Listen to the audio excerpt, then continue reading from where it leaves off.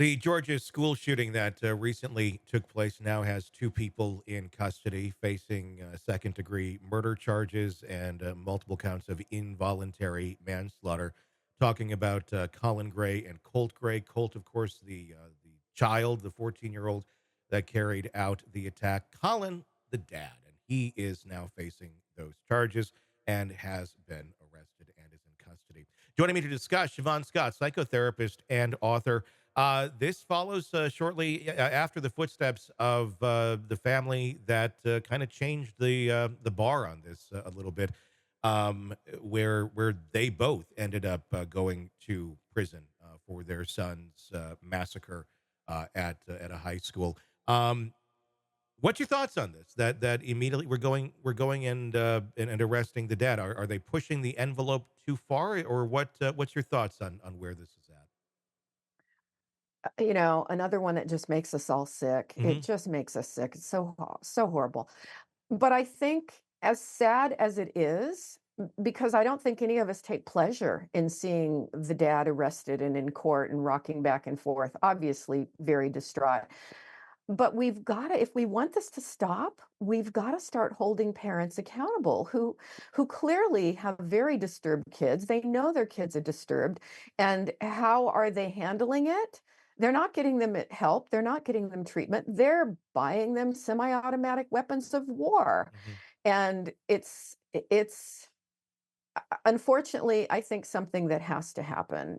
We know that 50% of folks with weapons who have children in the home don't lock them up. Even at this point, we seldom have safe storage laws at this point in this country. And people are playing with fire. Gun violence is the number one killer of children in the country. And I think everybody is so sick and frustrated about it. The consensus is we've just got to start holding parents who particularly supply the child Yeah. with the gun and Mhm. take them shooting. We've got to hold them responsible. And we certainly saw that with the Crumbleys and what happened there. In this case, I just had a chance. I don't know if you did to watch the body cam interview that the police did with both Colt and Colin about a year prior to the shooting. On their front steps, there had been some sort of accusation that he had made some sort of online threat on Discord. Of course, the police show up, and it was a very kid glove situation, it seemed like. Did you say this online? Yeah. No. I got to take your word for it then. Yeah. Eh, eh, uh, See something, say something. Well, then do something. That's part of it. Yes. So, okay, Yes. we saw something. It's been said. Now the part on the police and law enforcement, and maybe their hands are just tied. Maybe they legally can't do a whole lot. Um, that's the part we're missing here, the doing Yeah. something part, Yeah. because I'm there was all so there. glad. Yeah, I'm so glad you brought that up because in truth, they can do a lot. They're choosing in some cases not to do much of anything. And I Mhm. consider what they did nothing. I Yeah. mean, they did nothing. That was not an effective intervention. The Secret Service 20 years ago put out a plan for basically a crisis intervention team that when there is a threat made, you have to send out a team that's a combination of a mental health clinician, someone who's a law enforcement officer, and someone who's a representative of the school district. And that team interviews the family and then comes up with a plan for how do we go forward here. Mhm. And so it's not just a one-time contact with an individual where you go in and have this checklist of questions. I've seen other cases where that's happened. Oh, they went out a quick checklist of questions. Of course, people lie. If they're the kind of people that do these kind of things, they're not going to tell the truth. You look at their social media posts yourself because there are times if the law enforcement had looked at the social media posts or looked at YouTube, they would have seen all kinds of evidence Mhm. of a very serious threat. There are a few communities who have implemented a program like that. Most communities have not. So it is legal to do. People may not like it, Mhm. but you monitor the kid in school. If the kid is depressed, you get them into treatment. You have releases so that you can talk with the treating therapist. And we need to do a better job with crisis intervention teams in communities who don't just go out and do the one-time cursory checklist. Yeah. They monitor and they follow up. Yeah, I mean, the 2 officers that went out there, I mean, they weren't equipped to do anything. They're not mental Absolutely health pro they not. just like 2 doofuses who also like to shoot. Yeah. Yeah. And, like, okay, great, but you have a kid who's making a threat here, and the dad's saying, "Well, I'll lock up the guns, if we see that this is true or not." Like, how about you just do it? Why does the kid have access to these, period? I mean, and Right. the argument is, "Well, we like to go hunting." Great, I'm not opposed to owning guns. I own guns. But I don't worship them. I don't treat them like Right. they're some sort of, heaven sent thing that everyone, including small children, should be playing with and Yeah. learning about. How about you learn about when you're ready to learn about it? Why do you need to Right. learn about it right now? And Yeah. if you're going to go hunting, then give the kid access to the gun while they're hunting. Not While you're just hunting Yeah, not just only. anytime they so feel like picking up the weapon and looking at it. Um, Yeah. it was really just bizarre, and then the police just kind of get into, oh, you like to hunt? What? How many points did you get on that buck? The kid's Mhm. talking about shooting up a fucking school.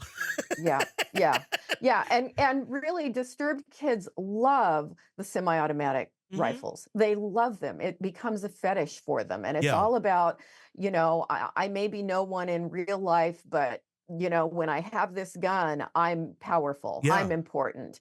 And so they develop this really twisted warrior mentality, and it's dark, it's awful, and they connect with each other online, and they basically have their groups where they gamify this and they worship other mass killers. And we've just got to take it seriously and do better. And as I say, there's a model out there, you Why? know. Why has this not? Is it cost? Is it? I mean, I imagine this wouldn't be necessarily cheap to implement, or even maybe in some cases you have the resources to implement, or to find these people. Is that what's holding this back, or why don't we have more of these things? Because it seems like an obvious, at least step in the right direction to start to curb this massive problem that we have in our country of children shooting up schools. Yeah, I don't think it would be that costly really, because you have personnel from law enforcement who just get some special training. Hmm. You have a mental health therapist. They're not on call 24/7. They go out when there's a need. Yeah. And then you have someone from the school, an assistant principal or someone who's already on salary, Hmm. Sure. So I True. don't think it's cost. I think a lot of it is minimization of gun culture in this country. It's this sense of we're not going to come down hard on anybody, about weapons. And there are communities that take it very seriously that have, we also need 1-800 anonymous tip lines. So when kids see something, they're not going to be scared about retribution, because if kids see a violent peer who's got a weapon and they're talking about killing people, they can be, fearful for their own safety Yeah. about coming forward. So anonymous tip lines are very important. That doesn't cost a lot. Some school districts have moved in that direction, many have not. And we do know that many mass killings are prevented. Mhm. When you have anonymous tip lines, when you have good follow-up, when you have crisis intervention teams, it works. But it's just not being done. And I think again, it becomes this political issue of, oh, the liberals are trying to take away our guns, so we're not going to go for any of these ideas. But this idea originated with the Secret Service Yeah. as the effective intervention for schools. And, people, there are all kinds of programs. There's the violenceproject.org. They do training for school personnel, and they talk about this crisis intervention model and how to implement it. So resources exist. Yeah. We need, I think, as parents to pressure school districts. We need to implement these good ideas. Wanting my child to go to school and not worrying about them coming back in a casket is not a political issue. No, But unfortunately, when people start talking about guns, you just say something spooky to them, like, we're going to think about the guns. Like, exactly. it's not what's going on. We're just trying to have a normal conversation here about something that makes sense. It's going to think about guns. And it's like a scared animal that Yeah. can't, but just this last week, in fact, yesterday, I kept my daughter home from school There was a threat that was made online, and what I really disliked about the way the district handled it is their lack of transparency on any of it. And I know a lot of school districts do this. I know there's laws. You can't really. They're minors. If the kids are doing or making a threat, so there's only so much you can or can't say. But I don't trust the school district. I don't trust them to make an accurate judgment. I mean, especially what we just saw there. I Yeah. feel like the grown-ups aren't in charge here. Yeah. It's like, well, we're just going to tell everybody it wasn't a big deal. It was a rumor, and I know there are just rumors and there's things that are not credible. But how about you let the parents judge that a little bit, not Yeah. just tell us, well, it was nothing, not a big deal, it's good. No, there's threats. We're keeping an eye out on, and I'm like, no, you can stay home tomorrow, because my kid could tell me 1,000 more things about what was going on than the district ever could. And I'm sure some of it is just rumors because that's how it works.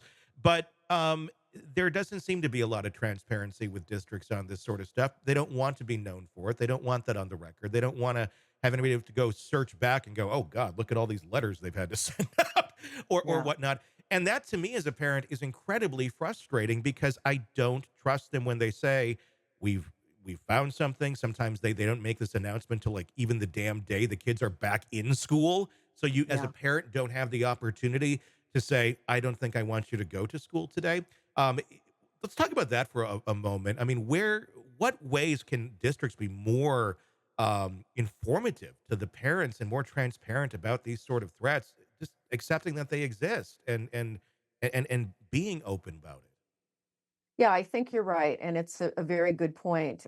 Anytime there's a threat, I think parents have the right to be aware of it Mhm. and then make judgment calls. We do know that in the few weeks following, it's either 2 or 3 weeks. I think 2 weeks is the greatest threat, but it does continue to some degree after a school shooting.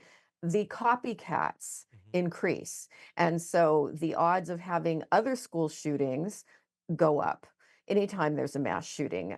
The reason that I got involved in, particularly in writing and wrote the book about mass shootings, was because in 2019, within days, 2 days, and then just literally hours, we had mass shootings in Gilroy, California, El Paso, Texas, and Dayton, Ohio. And it was just boom, boom, boom. So when one happens, people who are out there stewing about it, thinking about it, it sort of propels them into action. Mhm. So I think it's on every parent, it should be on every parent's radar. Unfortunately, this is the country that we live in. Yeah. And even though most of the time people are safe, there are people who have survived two mass shootings now. Yeah. I think there are 45 who were present at the Las Vegas Harvest Music Festival and then were at another mass shooting at a board called the Borderline Bar in Southern California. Mhm. And so they had survived too. Yeah. And so the more that these things increase and become more deadly over time, we do need to know about it. It's just, I think it makes us all sick. And is it better for some people who just want to pretend that it's not really a threat? Some people do better pretending that, but I Yeah. don't think we want that to be our school Well, district. I feel like once it happens, you can look back on a lot of these kids and go, "Oh, anyone could see this coming," Yeah. and nothing is done, but they're protected. This is my conjecture on it, but I feel like if you're making a threat, I don't care what age you are, you have lost all rights to anonymity anymore. Totally. Your name's Yeah. exposed. We know who you Yeah. are. Everyone knows who you are. Everyone knows who these parents are and that are raising these little monsters. They should be exposed. There should be, and not to like, let's go, flog them and come out with the Yeah. pitchforks. But there used to be shame in our society where people that were not being good parents could be recognized. And sure, some people can see it, but if we're all aware that there's this threat and little Jimmy's making it and nobody knows who it is, yeah, that should be exposed. And there should be some social pressure there to maybe do a better job because the parents who have these kids sometimes know the system's not going to do anything until little Jimmy actually does act out. There's going to be go to the doorstep. We're going to talk about hunting, and the kid's going to say no, and that's the end of the story.